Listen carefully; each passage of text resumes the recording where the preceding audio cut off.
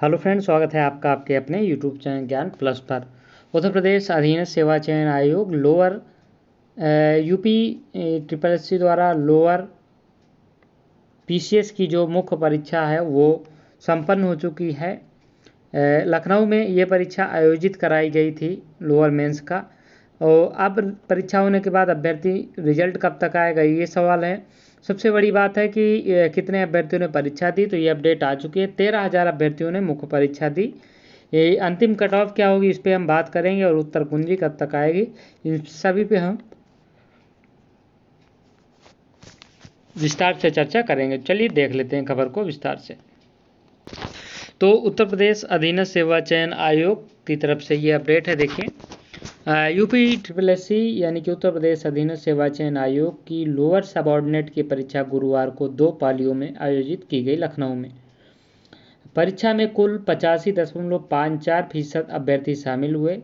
यह जानकारी एडीएम आपूर्ति व परीक्षा के नोडल अधिकारी डॉक्टर आर.डी. पांडे ने दी। उन्होंने बताया कि राजधानी में परीक्षा के लिए 29 परीक्षा केंद्र बनाए गए थे और 15,335 अभ्यर्थी इसमें पंजीकृत थे, जिसमें कि 13,118 अभ्यर्थियों ने परीक्षा दी। आप ये मान लीजिए कि 2,000 के आसपास अभ्यर्थी शामिल नहीं हुए हैं, परीक्षा छोड़ दी। अब यहाँ पे आप देख सकते हैं कि आगे क्या गया है। प्रीलिम्स परिणाम के अनुसार 15,335 उम्मीदवार मुख्य परीक्षा के लिए योग्य पाए गए थे। उम्मीदवार का अंतिम चरण मुख्य परीक्षा के आधार पर होगा, साक्षात्कार नहीं है इसमें। तो केवल मुख्य परीक्षा के आधार पर आपका रिजल्ट बनेगा।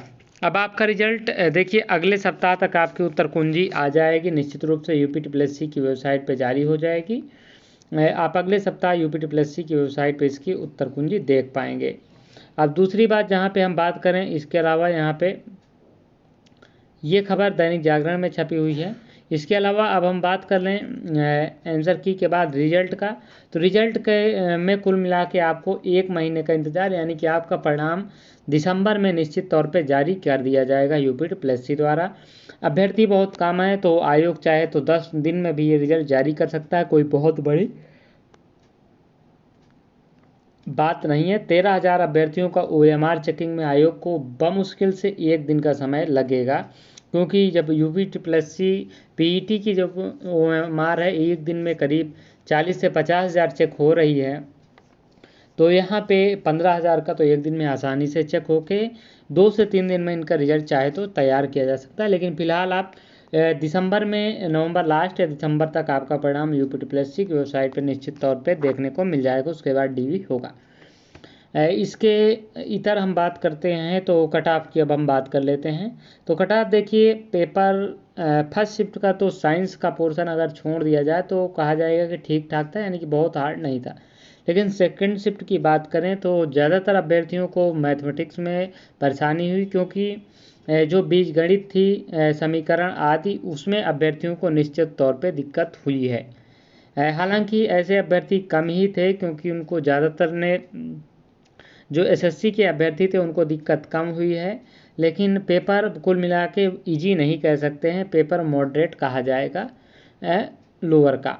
अब 15,000 अभ्यर्थी थे तो 220 के आसपास कट ऑफ गई थी प्री में, लेकिन अब यहाँ पे केवल 672 अभ्यर्थी सेलेक्ट होंगे मुख्य परीक्षा के बाद फाइनल रिजल्ट में। 672 अभ्यर्थी ही सिलेक्ट होंगे, तो अब कट ऑफ जो है हाई जाएगी, क्योंकि केवल 672 अभ्यर्थी ही डीबी के लिए जाएंगे स्टार्टिंग में, उसके बाद कुछ नहीं जाएंगे तो फिर से बुलाया जाएगा।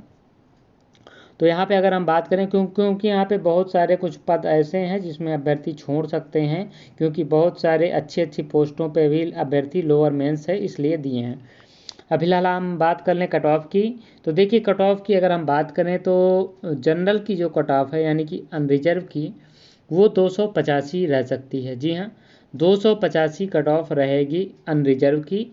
प्लस माइनस प्लस तो चांस कम है, लेकिन माइनस या प्लस हम दोनों मान लेते हैं तो वो 5 नंबर का अंतर रह सकता है, बहुत ज़्यादा मैक्सिमम। तो 285 प्लस माइनस 5 यानी कि 280 के ऊपर वाले हैं वो अपने आप को सेफ जोन में रख सकते हैं। ओबीसी की हम बात करते हैं, तो ओबीसी की बात करें तो यहाँ पे 275 ±5 इनकी कट ऑफ रह सकती है। बहुत ज़्यादा अंतर नहीं रहेगा क्योंकि ये बहुत ज़्यादा सीट्स नहीं हैं इसलिए, और केवल 672 पोस्ट है इसलिए बहुत ज़्यादा कट ऑफ में डिफरेंस नहीं रहेगा। 275 ±5, और यहाँ पे हम उसकी बात कर रहे थे 275 ±5 और अनरिजर्व की 285 ±5।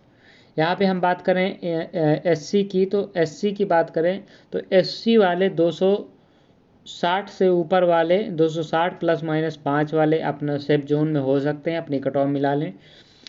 ईडब्ल्यूएस की कट ऑफ की बात करें तो ईडब्ल्यूएस रिसेंट जब ये भर्ती शुरू हुआ था तभी था, तो इसमें ईडब्ल्यूएस की अगर बात करें तो इनकी कट ऑफ जो है जा सकती है कुल मिला के अनरिजर्व के आसपास ही। अगर हम बात करें ईडब्ल्यूएस के अलावा अब एसटी की बात करें तो एसटी वाले 230 के ऊपर वाले सभी सेफ जोन में हैं। एसटी के अभ्यर्थी 230 ±5 जो है ये सेफ जोन में हैं, कोई दिक्कत नहीं आने वाली। एसटी के बाद वुमेन की कट ऑफ भी आपकी ओबीसी के पास यानी कि 275 ±5 रह सकती है, क्योंकि ओबीसी कैंडिडेट्स बहुत कम दिखे थे सेंटर्स में, इसलिए ये अनुमान लगाया जा रहा है कि 275 के आसपास इनकी कट ऑफ रह सकती है। ये है ±5। यहाँ पे हम बात कर लें पीडब्ल्यूडी की यानी कि दिव्यांगजनों की कट ऑफ की बात कर लें तो दिव्यांगजनों की कट ऑफ भी क्योंकि सीट्स बहुत कम है तो यहाँ पे कट ऑफ में बहुत ज़्यादा अंतर नहीं रहेगा। तो यहाँ पे पीएच की कट ऑफ की बात करें तो इनकी कट ऑफ कुल मिला के 270 ±5 रह सकती है। तो ये कुल मिला के कट ऑफ का विश्लेषण था आप सभी के लिए, लोअर पीसीएस के लिए। जिनके इनसे ऊपर बन रहे हैं वो अभी से अपना उम्मीद लगा सकते हैं पूरी, रिजल्ट आने के बाद आपको अपडेट दे दी जाएगी आंसर की अगले सप्ताह तक। तो ये रही अपडेट आपके लिए। इस वीडियो में इतना ही, मिलेंगे अगली वीडियो में, तब तक के लिए जय हिंद जय भारत।